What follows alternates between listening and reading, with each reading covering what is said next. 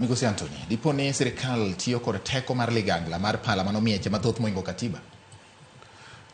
Mokwongo, kaka ng'ama osomo chike kendo ng'ama yalo chike od bura, adwa ni mondo ang'ie e yo machal kama. Pala gi katiba gin gik mimiyo ker. Yes. To gin instruments mag power and authority. Authority no obedo defined e katiba. Ni authority mumi e katiba umi under article 73 kiwacho niya umi authority mar jopiny mar mondo mi itagi e yo ma oluore kendo yo ma ondiki e katiba to ken gimomi mar mondo iti godo e yor ang'enge. Pala mumini en a symbol or ng'ama rito dala. Kidhi e piny jo Masai tibro yudo ka wuon dala maybe oketo asere e chuny dala kata e nyim ode. Okong'iso ni gini en tong' monego be ni koro buogo godo ng'ata ng'ata ma miyo gi ji manitie dala ni gin koro jomodak e luor. En gimowach ni nitiere wuon dala ni to wuon dala ni nitiere kaka en owuon odak gi jogegi koluwore gi chik mong'eyo ni magi nyithindo manigi ratiro gi jaot manigi chike manitiere buoye. Article 10 mar katiba wacho ni ji duto kochakore gi ker gi migepe duto gi jok manitiere e bwo chik dwarore ni gi rule e yo maluwore kod katiba. Penjo mopenj ni wa rule Kenya kata en pala kata katiba en penjo ma ji osebedo ka penjore te. Ipenje e od ang'enge. Jo od ang'enge gi gine jok mano omiyo ng'ani muma gi pala ni. Gin gi wuon koro ne gipenjore penjo ni ka ng'ani nowacho ni executive order mare mokwongo en executive order mano dhi ketho kaka ne Uhuru Kenyatta gi paro ni ne tayo piny kowacho ni chik gi gik ma jo od bura wacho kata gima katiba wacho according to them ne gineno ni odhi marach. Sana ne gitajo e executive order ni nowacho ni Uhuru nowacho ni ok obi ndiko judges kaluwore gi katiba obed ni chik owacho obed ni ang'o wacho. Koro gini nomiyo ji paro moro sana arm mar government miluongo ni judiciary ni pala gi muma mwamiyo ng'ani bro rule Kenya e yo mopogore. Ok osebedo kamano.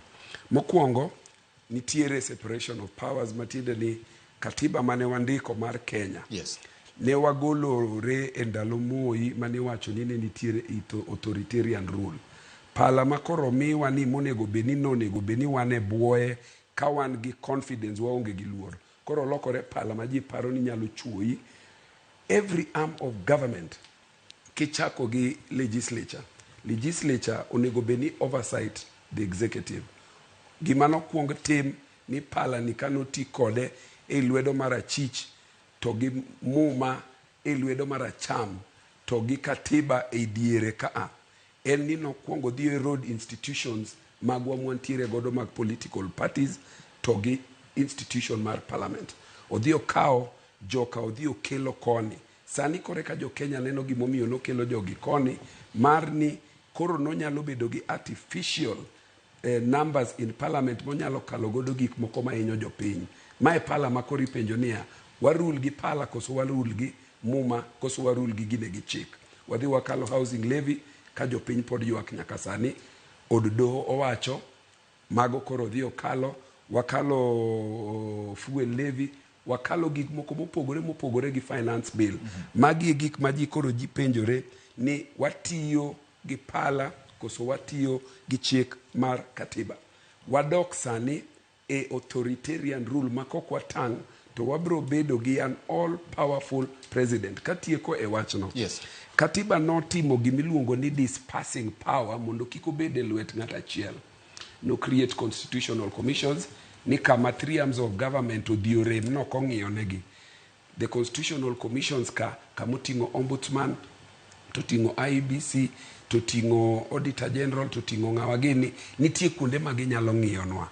Power moko nodhi okaw okete judiciary article 156 157 kawacho ni judicial power en mar jopiny ok mare.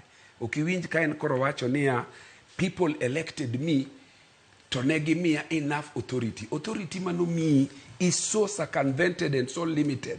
Mar judiciary cha en mar jopiny, to wache 157 niya en marwa kaka jopiny, wamiye judiciary. Legislative power en marwa kaka jopiny, wadonate temporarily ne Oluoch gi nigi 290 other members of parliament gi nominated moko biro 350.